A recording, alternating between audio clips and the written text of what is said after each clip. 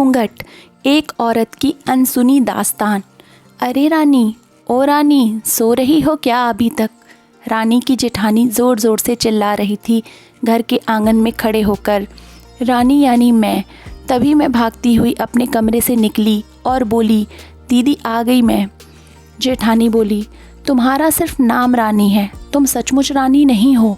मैंने तुम्हें रात में ही समझाया था कि सुबह को जल्दी उठ जाना तुम्हारी मुँह दिखाई की रस्म है।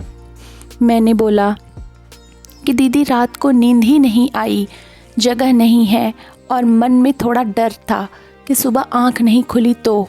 रजनी दीदी हंसती हुई बोली, रानी मैं प्यारी देवरानी जल्दी से घूंघट कर लो, अगर माँ जी आ गई तो हंगामा हो जाएगा। मैंने घूंघट किया ही था तभी माँ जी वहाँ आ गईं और कड़कड़ाटी आवाज़ में बोली, चलो अब क्या यही गपशप मारती रहोगी तुम दोनों? हमने चलना शुरू ही किया था तभी माँ जी ने रजनी दीदी के कंधे पर हाथ रखा और बोली, पता है ना कहाँ से जाना है और कैसे जाना है?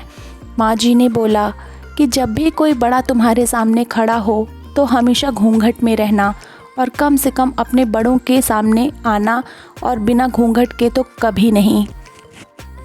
रजनी दीदी कुछ बोली ही नहीं, बस अपना सर हिलाकर हाँ बोल दिया।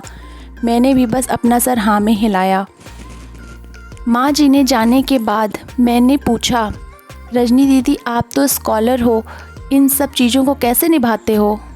रजनी दीदी मुस्कुराई और बोली, मैं तेरे जेठ जी से बहुत प्यार करती हूँ, इसलिए अभी तक चुपचाप सब चीज़ें निभा रही हूँ।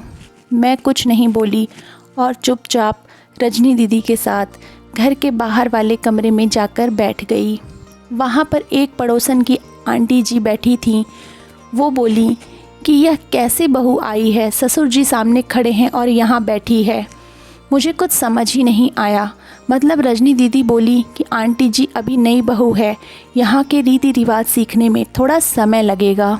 रजनी दीदी मुझे वहाँ से उठाकर मेरे कमरे में छोड़ेंगी। 6 महीने यूं ही छोटी छोटी चीज़ों में बीत गए। फिर एक दिन मैं राहुल के साथ साड़ी लेने गई। राहुल का फ़ोन आया और वो दुकान से बाहर बात करने चला गया। साड़ी की दुकान पर मैं बेधड़क होकर साड़ियाँ देख रही थी।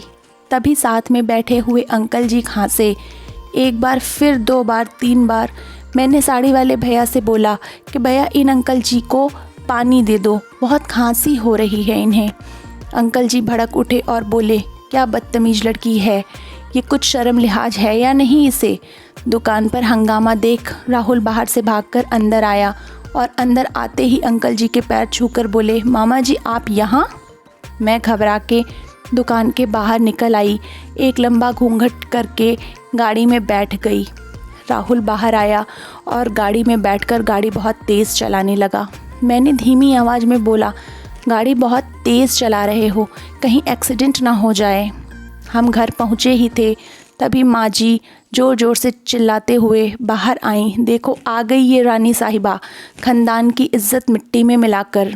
तभी रजनी दीदी आईं और बोली, माँ जी मेरे शादी को 6 साल हो गए हैं, अभी तक मामा जी को नहीं जानती, ये कैसे जानेगी? माँ जी ज़ोर से चिल्लाईं, देखो कैसे चपड़ चपड़ जवान चला रही है इस रजनी की। कभी राहुल सबकी बात काटते हुए बोले कि माँ ये दोनों सही बोल रही हैं, अगर ये हमेशा घूंघट करके रहती है तो मामा जी को कैसे पहचानेगी? और माँ, आज मामा जी के फ़ोन पर तुमने पूरे घर की शांति भंग कर दिया। ये वही समाज है जिससे सीता मैया पर उंगली उठाई थी। पिताजी और जेठ जी ने भी अपना पक्ष राहुल के साथ ही रखा। माँ जी थोड़ी देर सोचने के बाद वापस रजनी और मेरे पास आईं और बोली कि तुम दोनों को अपनी मर्यादा पता है, मुझे उम्मीद है कि तुम कभी भी मेरा सिर शर्म से नीचे नहीं झुकने दोगी। हम एक ही परिवार के सदस्य हैं, हमें हमेशा साथ रहना है, अच्छा वक्त हो या बुरा वक्त, हर सदस्य को अपनी मर्यादा पता है। माँ जी ने मुझे और रजनी दीदी को गले लगा लिया।